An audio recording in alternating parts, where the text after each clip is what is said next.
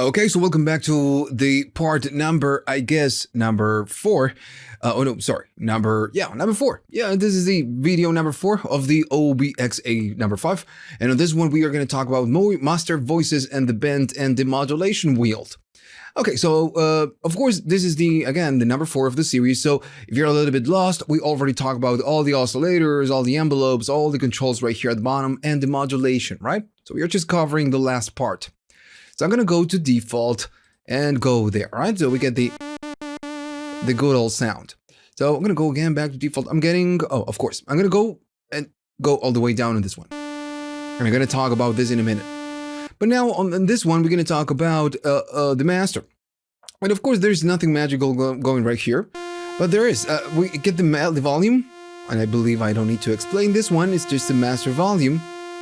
Then you get a hold, and the hold, it means that whenever you press a key, it's going to hold that key, right? So notice I'm gonna select hold. I'm gonna press this key and just release it, and it's just gonna hold it.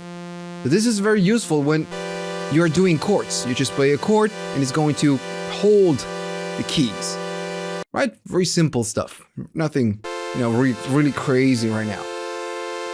But then you get the master tune, which is, of course, it will modify the tune of the whole synth.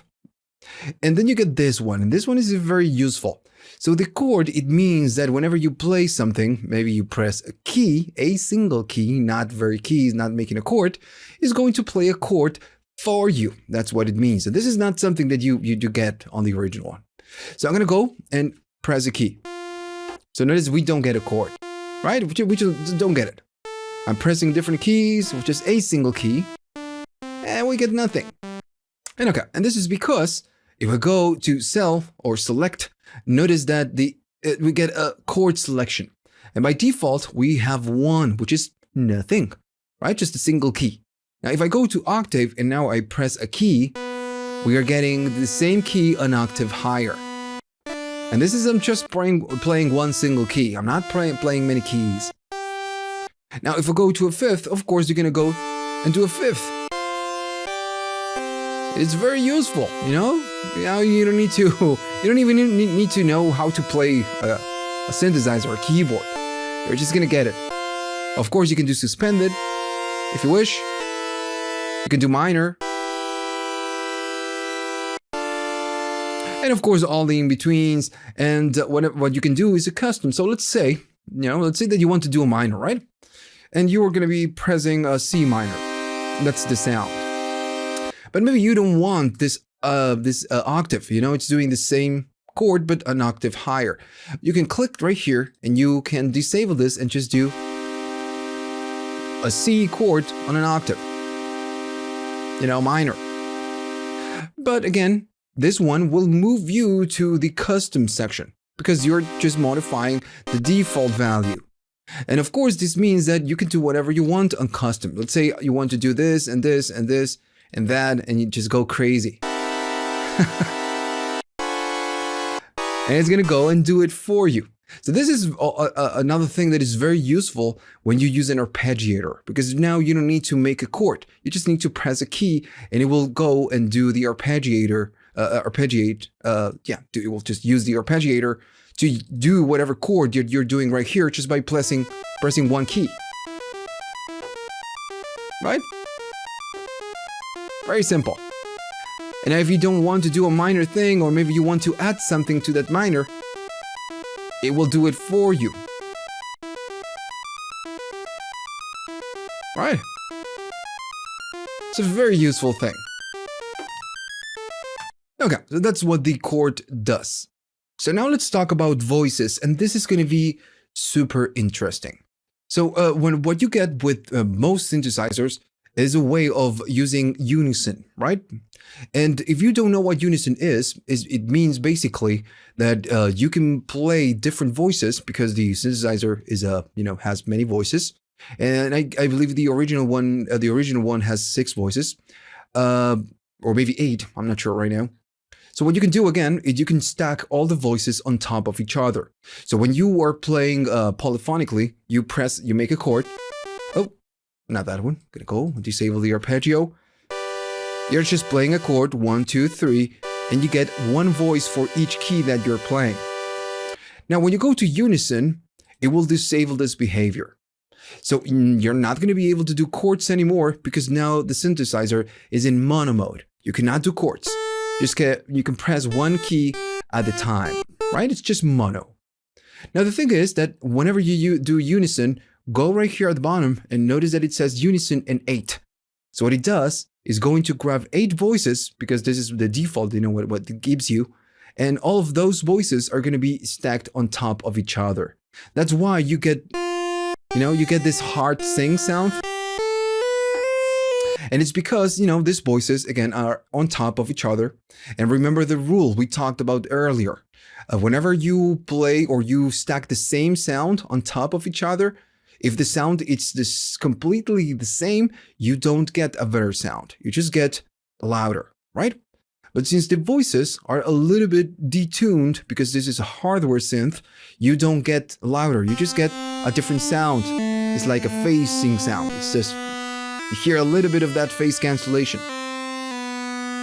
Now, the trick with Unison is not that you are gonna, maybe use it just like this, because it sounds weird, but it sounds cool, but just weird.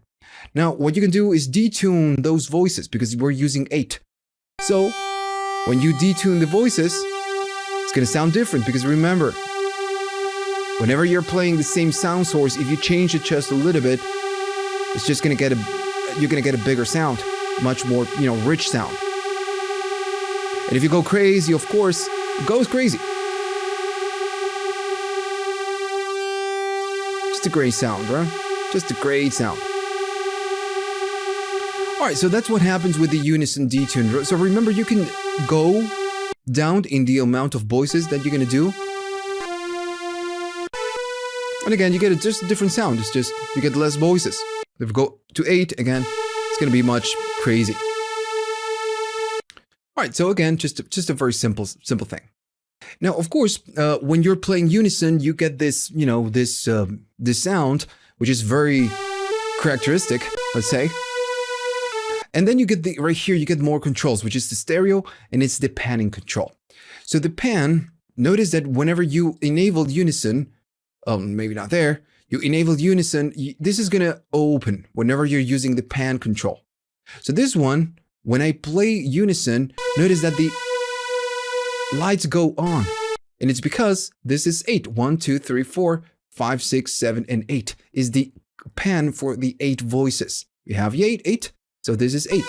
And every time I press a key, since we are using all the voices stacked on top of each other, is going to light up. Right. So it means that, of course, we can go right here and pan the different voices to get a very, a bigger stereo field kind of a sound. So I'm going to go this right, this left, this right, and do the same thing. Just going to pan the voices. All right. So of course I play something and there's no difference. It's because you need to enable something on the spread control. So now the sound is going to go super wide. Because, we are panning the voices.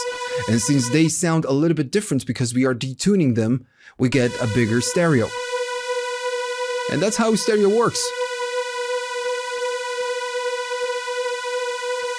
Right? It's a pretty cool thing. Goes really crazy.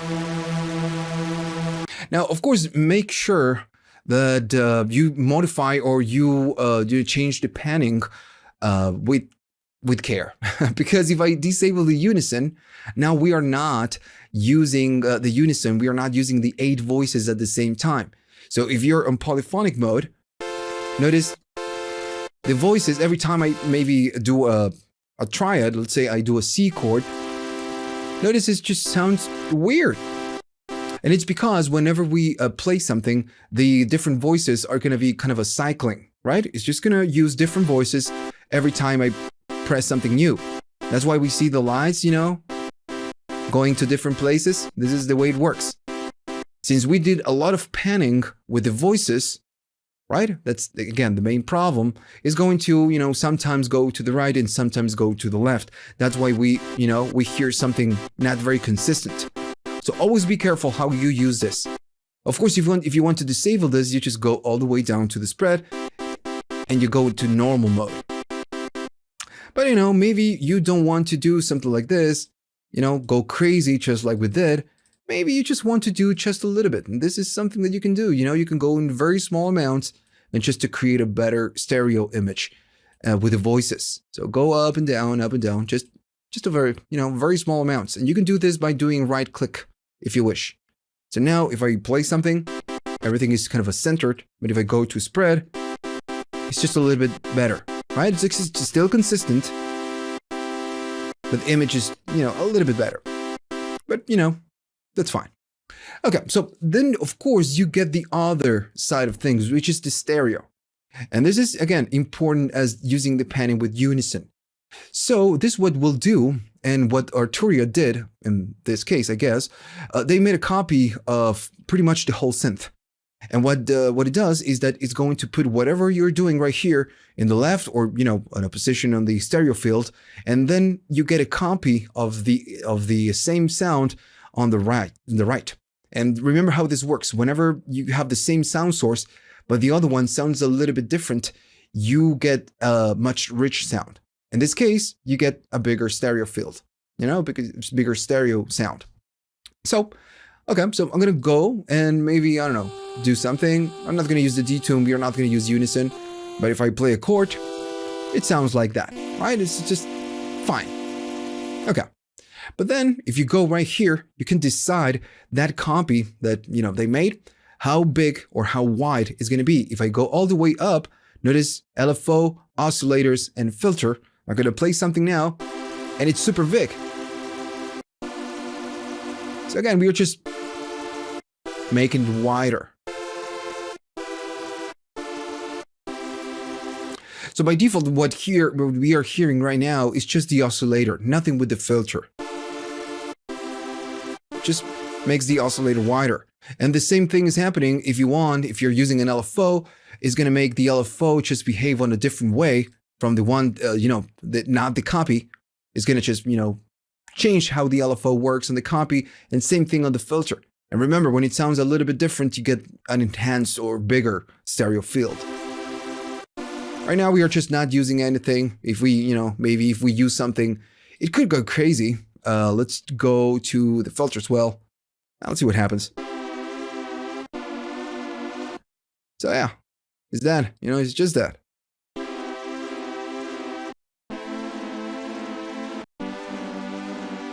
All right, so that's it.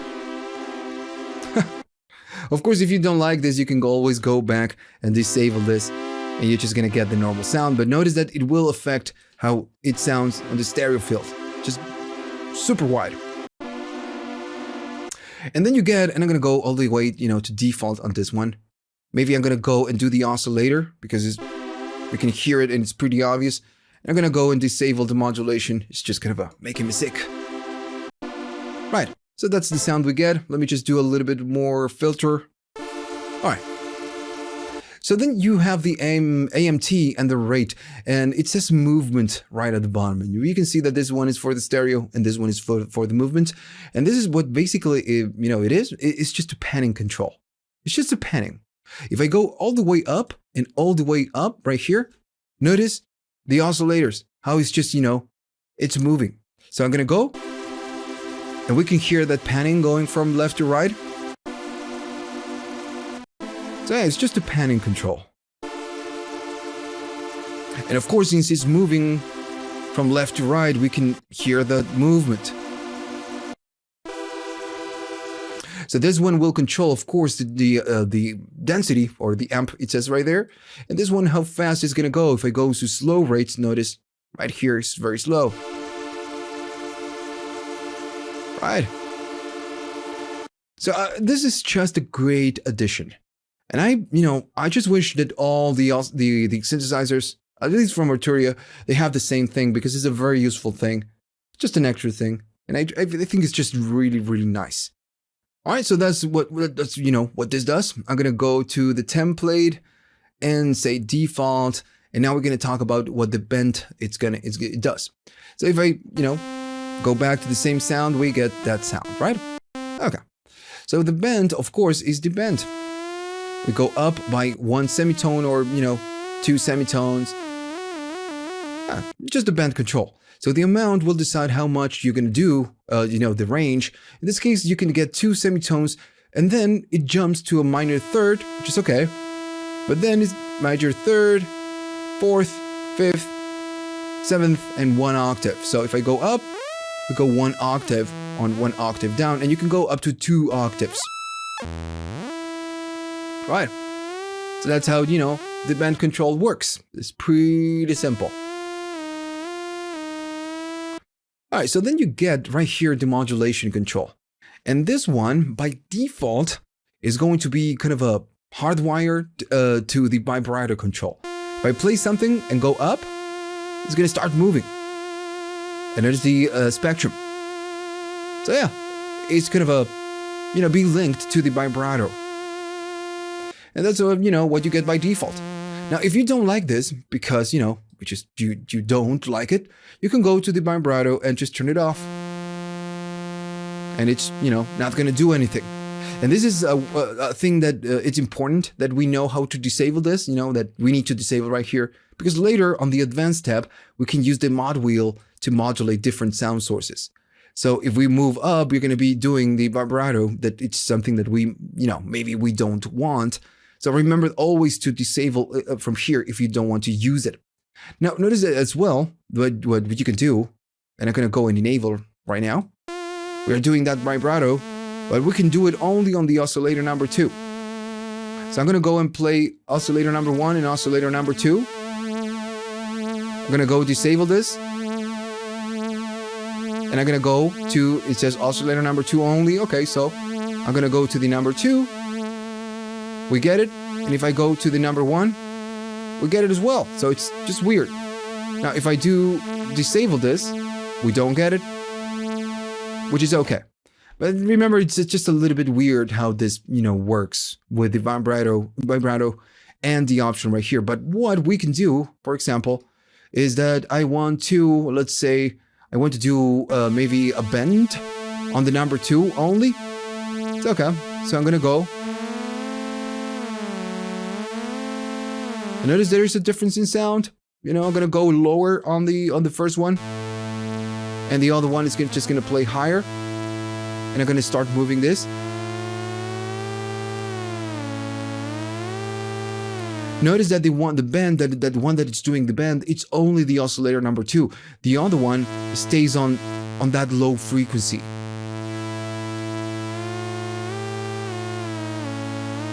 So if you think about it, this is how bagpipes, kind of work. We get, this frequency will stay constant, and then the other one is just moving to different places.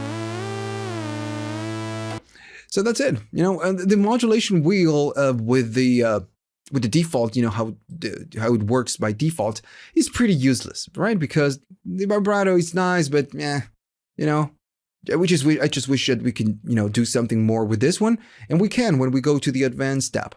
And that's it. We are done with pretty much the whole synth. So at this point, if you don't want to use the advanced, you can create great sounds out of this without, going to the advanced tab. And we're gonna build some sounds after we finish just with the advanced on the next video.